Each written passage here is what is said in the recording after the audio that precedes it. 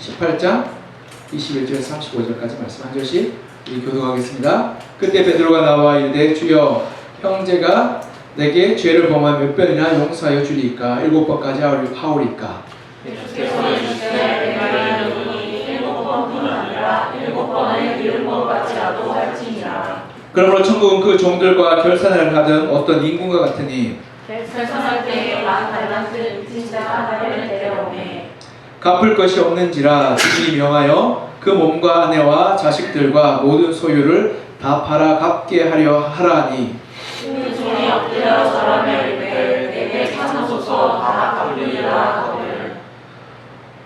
그 종의 주인이 불쌍히 여겨 놓아 보내며 그 빚을 탕감하여 주었더니 그 종이 나가서 자기에게 100데나리온 빚진 동료 한 사람을 만나 붙들어 목을 잡고 이르되 빚을 갚으라 하매 그 동료가 엎드려 간구하여 이르되 나에게 참아주소서 갚으리이다 하되 허락하지 아니하고 이에 가서 그가 빚을 갚도록 오게 가두거늘. 그 동료들이 그것을 보고 몹시 딱하게 여겨 주인에게 가서 그 일을 다 알리니 이에 주인이 그를 불러다가 말하되 악한 종아 내가 빌기에 내가 내 빚을 전부 탕감하여 주었거늘. 내가 너를 불쌍히 여김과 같이 너도 내 동료를 불쌍히 여김이 마땅하지 아니하냐 하고 주인이 원하는 그 빚을 다 갚도록 그를 옥졸되게 여기니라. 함께 읽겠습니다. 너희가 각각 마음으로 형제를 용서하지 아니하면 나의 하늘 아버지께서도 너희에게 이와 같이 하시리라.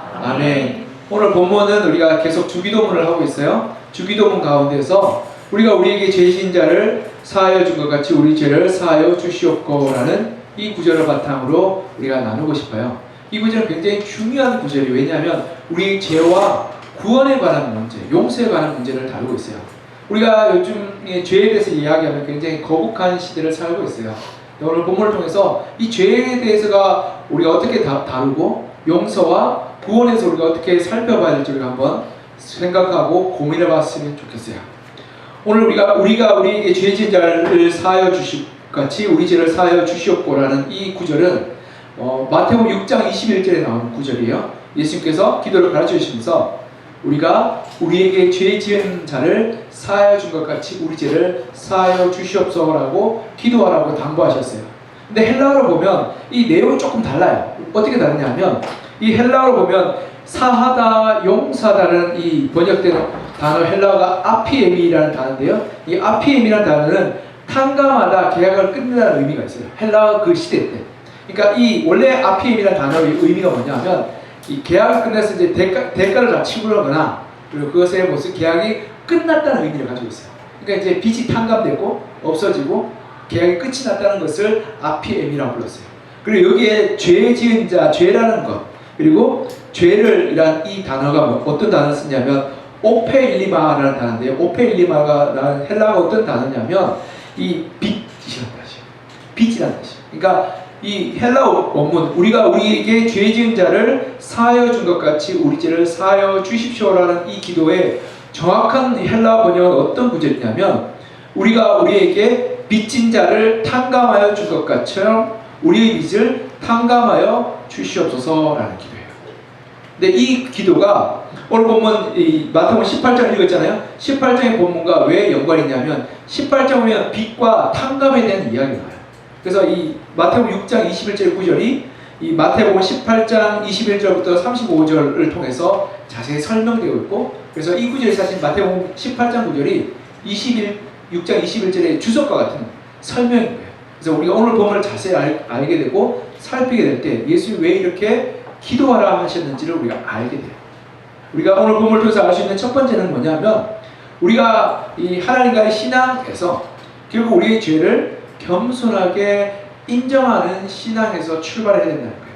이게 무슨 말이냐면 오늘 본문에 보면 이 본문에 이 21절 22절 우리가 이렇게 말씀하고 있어요. 한번 같이 한번 읽어볼까요? 21절 22절 시작. 그때 베드로가 나와 이르되 주여 형제가 내게 죄를 범하면 몇 번이나 용서하여 주리이까 7번까지 하오리이까. 예수께서 이르시되 내게 이르노니 7번뿐 아니라 7번을 70번까지도 할지니라. 아멘. 다른 사람이 나한테 잘못하면 몇 번 용서하라고요?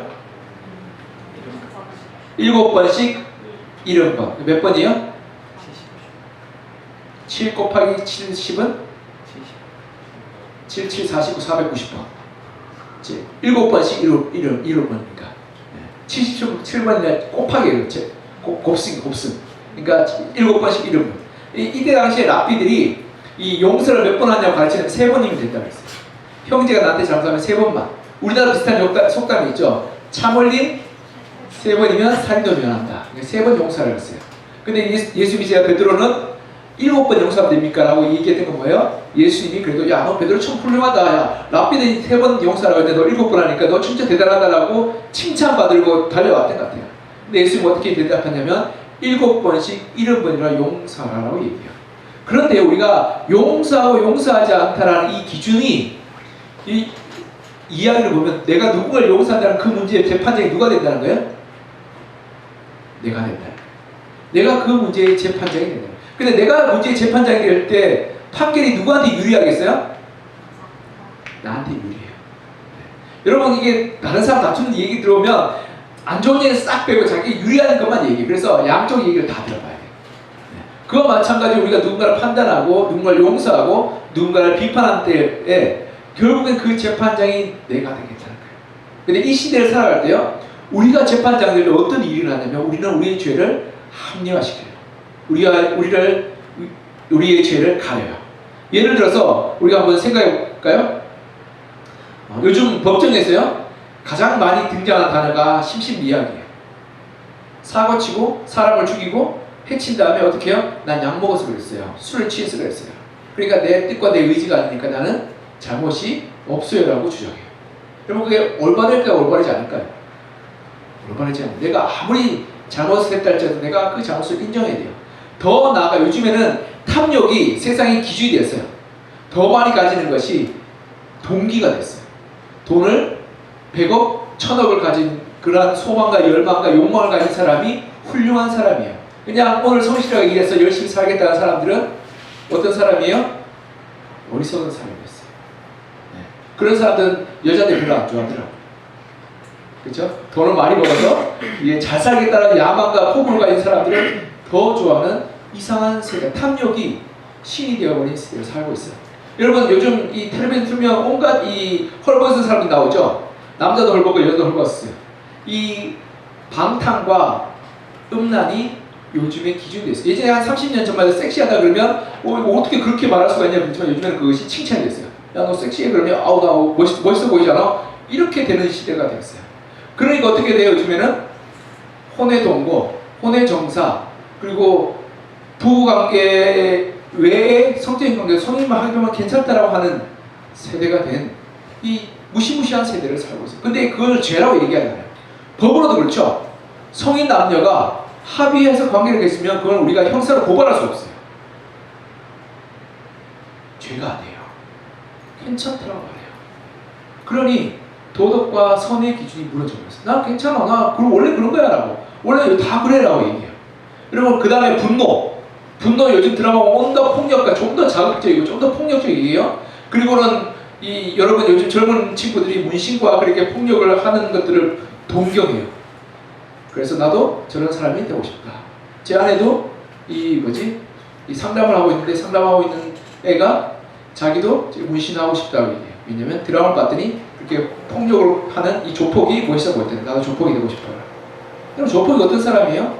여러분 지금은 조폭이 거의 유명무실해졌죠. 물론 있지만 예전에 70년대 80년대 조폭이 무시무시했어요.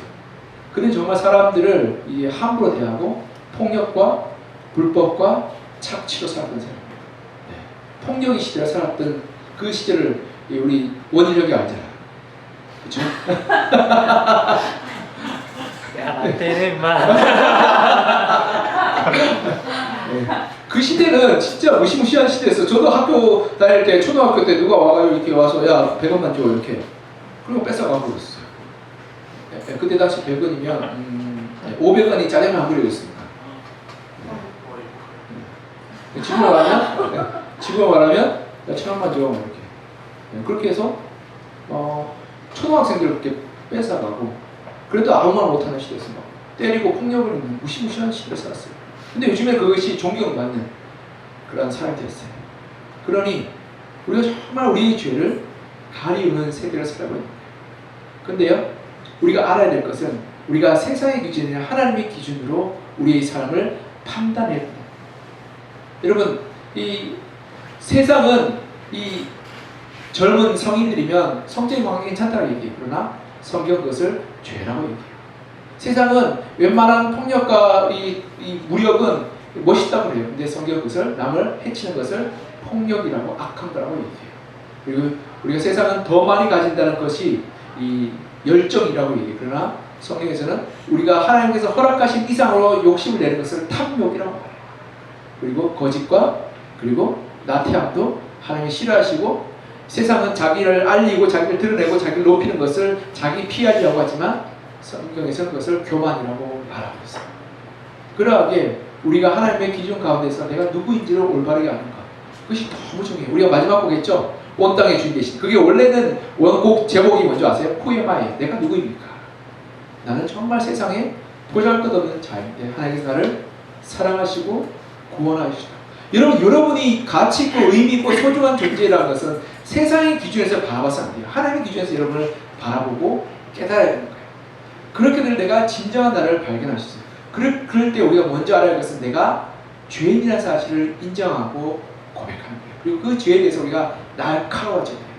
그럴 때만이 우리가 의롭고 선한 길로 나아갈 수 있고 세상의 잘못된 가치관에 휩쓸리지 않게 되는 거예요. 우리가 그것을 알았으면 좋겠어요. 이 사도 베드로는 스스로를 의롭다고 생각해서 그래서 내가 몇 번만 용서하면 됩니까? 라고 물어봤어요. 그러나 예수님은 너가 의로운 사람이 아니기 때문에 주님같이 하나님같이 되려면 너는 수도 없이 용서해야 된다고 가르쳐 주셨던 거예요. 그래서 우리가 이것을 알았으면 좋겠어요. 하나님 앞에 설 때 우리가 늘 죄인임을 고백하며 겸손한 마음으로 가난한 마음으로 하나님의 긍휼하심을 바라봐야 된다. 두 번째로 우리가 알아야 할 것은 하나님의 은혜가 무한하다는 거예요. 우리가 본문 우리 24절 27절 같이 읽어볼까요? 24, 27절 시작. 결산할 때 10,000달란트 빚진 자 나를 데려오매 막금없이 없는지라 주인이 명하여 그 몸과 아내와 자식들과 모든 소유를 다 팔아 갚게 하라 하니 그 종이 엎드려 전하며 이르되 내게 참으소서 다 갚으리까 하거늘 그 종의 주인이 불쌍히 여겨 놓아보내며 그 빚을 탕감하여 주었더니. 아멘. 여기 보면 얼마 빚졌다고요? 10,000달란트. 10,000달란트죠. 이 10,000달란트 얼마인지 잘 개념이 안 오죠? 이 10,000달란트 얼마냐면 제가 계산해 볼게요. 1데나리온이 하루 품삯이에요. 하루 품삯 우리 한 20만 원 쳐봅시다. 6,000데나리온이 1달란트였어요. 그럼 6,000데나리온 얼마예요? 우리나라 돈으로 지금 1억 2천. 1억 2천 곱하기 만이면 얼마예요?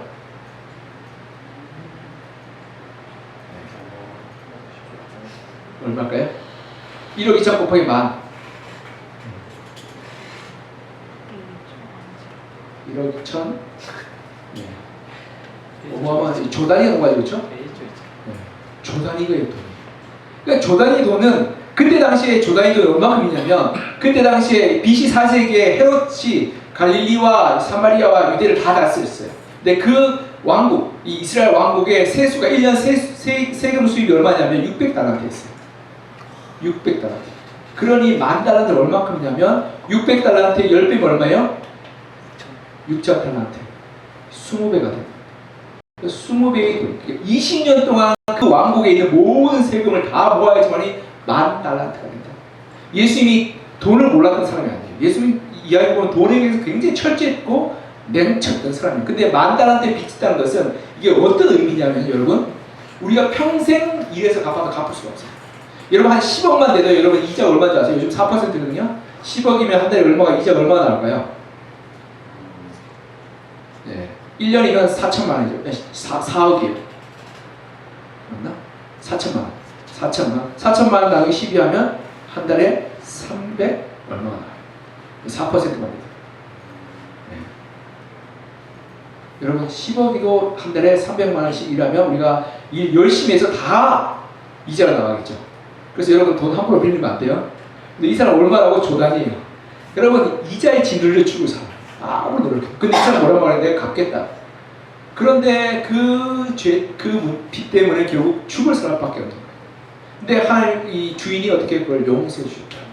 이게 왜 어떻게 해석하냐면 하나님의 우리를 용서하심이 어마어마하다는 거예요. 이게 우리가 어떻게 해석할 수 있냐면 예를 들어서 어떤 사람이 제가 어떤 청년을 만나서 이런 얘기를 했어요. 하나님이 죄진 사람 다 버렸으면 좋겠더라. 그러면 죄진 사람 없지 않을까요? 그렇죠? 너무 좋겠죠? 죄진 도둑질하면 그때 와서 벼락에 나라 딱 맞고 이렇게 쓰러지고 거짓말하면 벼락 팍 때리고 그래서 누가 옆에서 말하는 거짓말 한마디 하면 이게 전기 오고 그러면 거짓말 아무도 못하고 도둑질 아무도 못하고 얼마나 좋겠어요. 그렇죠? 근데 여기에 큰 맹점이 있어요. 뭐냐면 죄라는 것 자체가요 하나님의 뜻과 거스르는 거잖아요. 예를 들어 첫 번째로 우리가 도둑질하는 거 전기가 온다. 그럼 도둑질하는 사람 싹 없어지겠죠. 거짓말할 때 우리가 전기가 온다. 그러면 거짓말 못할 거 아니야. 네. 그런데요 거기서 더 넘어가서 우리가 마음으로 짓는 죄도 있죠. 예를 들어서 우리가 기분 나쁘면 어떻게 눈빛을 쏘잖아요. 이렇게 살기를 쏴. 그렇죠? 이렇게 살기를 쏴요. 이렇게 눈빛이나 기분 나빠 뭐 죽을래? 이렇게.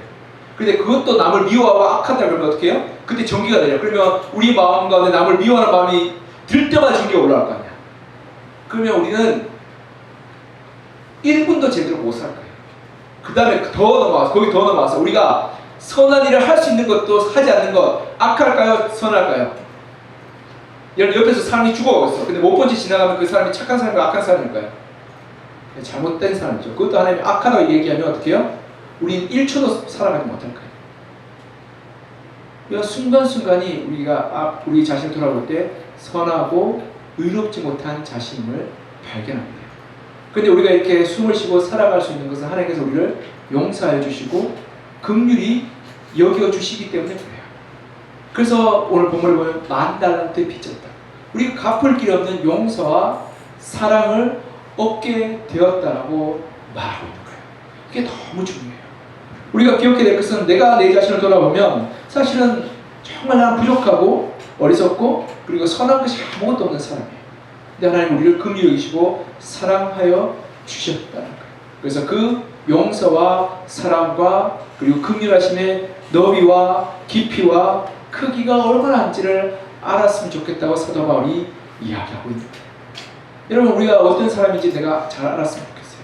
그리고 하나님이 나를 어떻게 사랑하시고 용서하시는지를 알았으면 좋겠어요. 그럴 때 우리가 비로소 하나님 앞에 겸손한 마음 그리고 가난한 마음으로 하나님의 용서하심과 도우심을 고백하게 됩니다.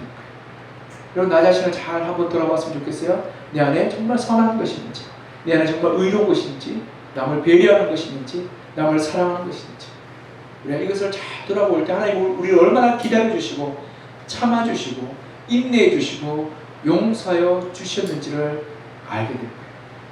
그 다음에 세 번째로 그렇게 될 때 우리의 삶의 회개와 그리고 구원의 고백은 삶의 용서로 나타나야 되는 거예요. 우리 본문 이 32절에서 34절 같이 한번 읽을까요? 32절 34절 시작. 이에 종이 주인이 그를 불러다가 말하되 악한 종아 내가 빌기에 내가 내 빚을 전부 탕감하여 주었거늘 내가 너를 불쌍히 여김과 같이 너도 내 동료를 불쌍히 여김이 마땅하지 아니하냐 하고 주인이 노하여 그 빚을 다 갚도록 그를 옥졸에 넘기니라. 아멘. 여러분 그 종이 빚을 다 갚으면 살아서 나올 수 있을까요? 없을까요? 못 나와요. 여기서 굉장히 중요한 이 신앙의 핵심이 여기 있어요. 어떤 핵심이냐면 여러분 우리가 알아야 할 것은 뭐냐면 우리가 남을 용서했기 때문에 용서받을 수 있는 것이 아니에요. 이미 하나님 우리를 용서하셨기 때문에 우리가 그 은혜 받은 것으로 남을 용서하시다는 거예요. 이게 무슨 말이냐면 로마서 5장 8절에 보면 우리가 아직 죄인되었을 때 그리스도께서 우리를 위해 죽으심으로 하나님이 우리를 향한 자기 사랑을 확증하셨단 말이에요. 이미 우리가 하나님을 대적하고 원수되고 하나님을 회개하지 않을 때도 이미 우리를 긍휼히 여기고 사랑하셨단 말이죠. 즉 이미 하나님이 우리를 용서하셨어요. 그 용서에 우리가 더할 것이 없어요. 그런데 우리 주님께서 뭐라고 가르치셨어요?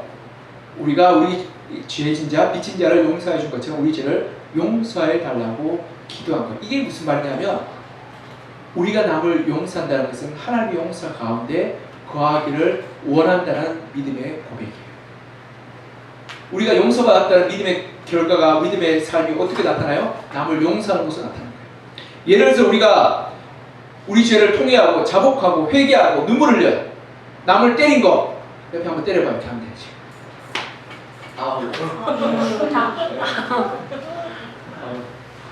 남을 때린 거, 남을 아프게 한 거 용서를 구하는데 미안해 이렇게 웃고 간다면 옆에 있는 사람 기분이 좋을까요? 나쁠까요?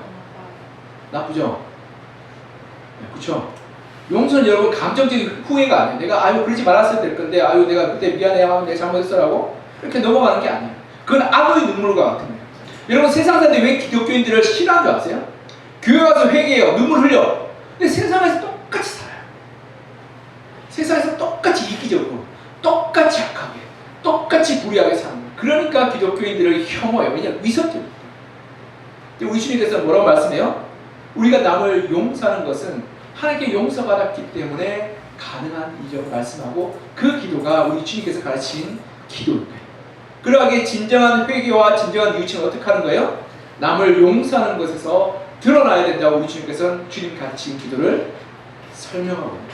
즉 우리가 우리에게 빚진 자를 용서한 것처럼 우리도 우리 죄를 용서해 달라는 이 기도는 우리가 하나님 내가 이만큼 용서했으니까 나에게 용서 주십시오라고 이야기하는 그러한 기도가 아니에요.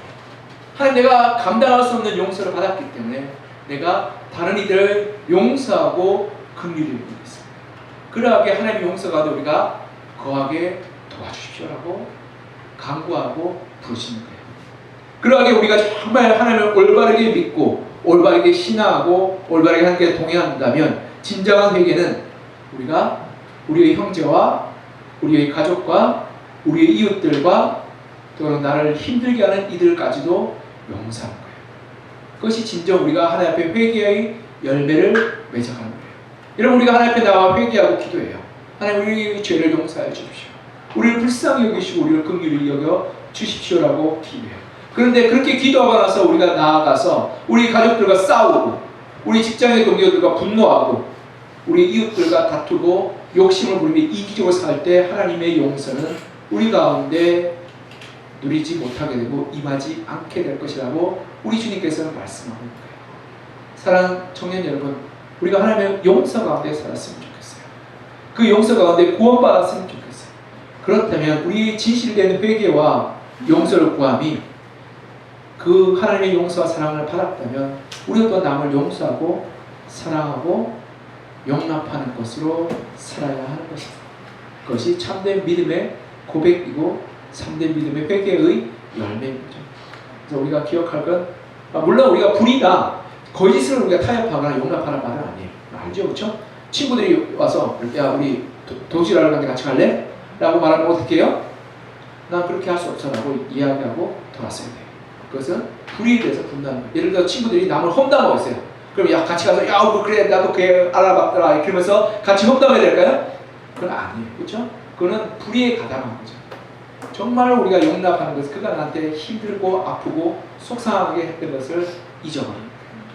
그리고 용납하고 그리고 이해해 주는 거예요. 그럴 때 우리가 하나님 앞에서 받은 용서가 참된 용서가 되고 하나님이 여전히 우리 가운데 사랑과 은혜를 베풀어 주실 거예요. 말씀 해줄게요. 이 세데백 교회를 세운 릭 워렌 목사님이 있어요. 릭 워렌 목사님이 어릴 때 다녔던 교회가 있었는데 그 교회 목사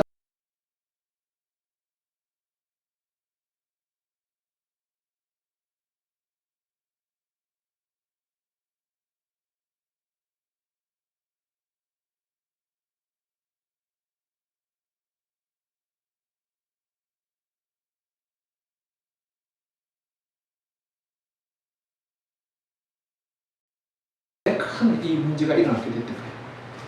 그리고 그 모든 문제들을 이제 끝나고 나서 이제 뭐 구속됐다가 이제 풀려나가고 이제 교회 사임 사직서를 내고 내가 도저히 사람을 중에서 어떻게 목사를 하겠냐고 그렇게 사직서를 냈어요. 근데 그 교회 성도들이 이 목사님 그렇게 말했어요. 사람을 죽인 목사 어디 가서 목회를 하는 거야?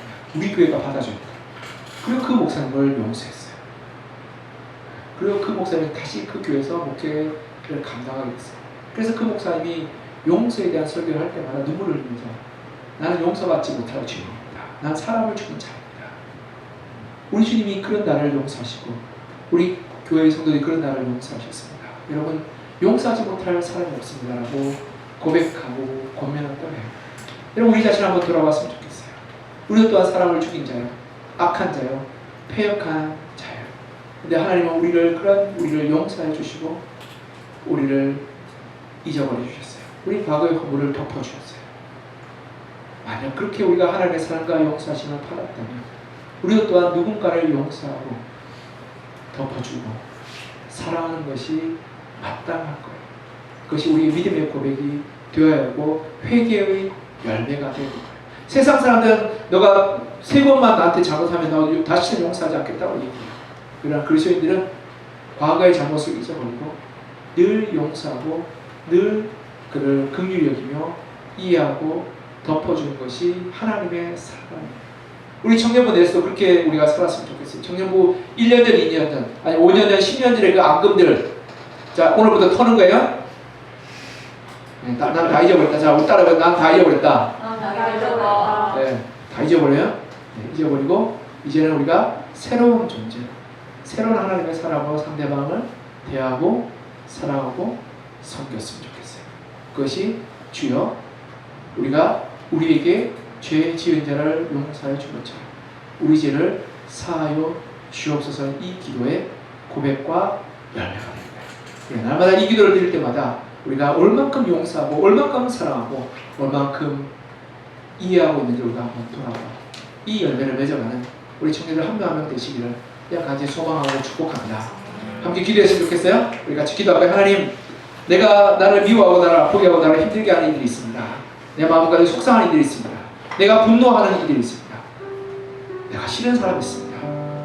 그러나 하나님, 내가 하나님 앞에 원수가 되고 살인자요 폭행자요 비방자요 나를 용서하여 주셔서 주의 백성 삼아 주셨던 것처럼 우리도 또한 누군가를 용서하고 사랑하시고 잊어버리고 덮어줄 수 있도록 도와주시고 그래서 우리가 회개의 열매, 진실된 구원의 열매를 맺어갈 수 있도록 도와달라고 이제 우리가 한 목소리 같이 기도했으면 좋겠습니다. 기도할게요.